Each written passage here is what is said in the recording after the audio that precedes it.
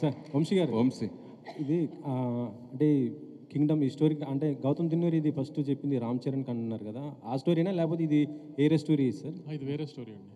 మొత్తం చరణ్ గారికి చెప్పింది ఈ కథ కాదు. ఈ కథ కాదా? సో ఇంకా ఒక 15 డేస్ అయితే మళ్ళీ మీరు ఇంకొక సినిమా రిలీజ్ చేయబోతున్నారు. ఈ బిజీ షెడ్యూల్లో అది ఆ ఈవెంట్ అయినా చేయబోతున్నారా వార్ 2 సంబంధించి? అది కూడా చాలా తక్కువ టైం ఉంది కదా. మండే తర్వాత వార్ గురించి మాట్లాడుకుందాం అండి. ఈ 4 రోజులు అయితే నేను కింగ్డమ్ మీదే ఉండదు. మండే తర్వాత వార్కి ఏం చేయాలి ఎన్ని తర్వాత మండే తర్వాత మాట్లాడుకుందాం వార్ గురించి.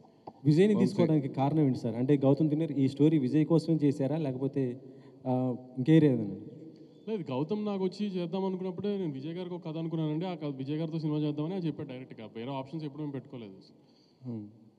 అందుని విజయ్ గారు అనుకున్నాం, అది విజయ్ గారితో అలానే ప్లాన్ చేసాం అంతే. వంశీ విజయ్ గారు, మీ లాస్ట్ సినిమా ఫ్యామిలీ స్టార్, అది ఫ్యామిలీ ఆడియన్స్ కోసం తీశారు. ఇది ఏ ఆడియన్స్ పర్టికులర్గా ఎవరి కోసం అనుకుంటున్నారు అసలు? టికెట్ బుక్ చేసుకుంటున్న ప్రతి ఒక్కరికి కింగ్డమ్ వాళ్ళందరి కోసం కింగ్డమ్. యుద్ధం ఎవరి కోసం, ఎందుకు చేస్తున్నారు? ఏ యుద్ధమైనా ఫ్యామిలీ కోసమో ప్రేమ కోసమో లవ్వే ఉంటుంది రూట్ కాజ్. మన ల్యాండ్ కోసమో మనం పుట్టిన మట్టి కోసమో ఫ్యామిలీ కోసమో లవ్ కోసమో ఇదే ఉంటుంది. హిస్టరీలో ఏ యుద్ధం తీసుకున్నా దీని గురించే ఉంటుంది. ఇది కూడా అలాంటిదే.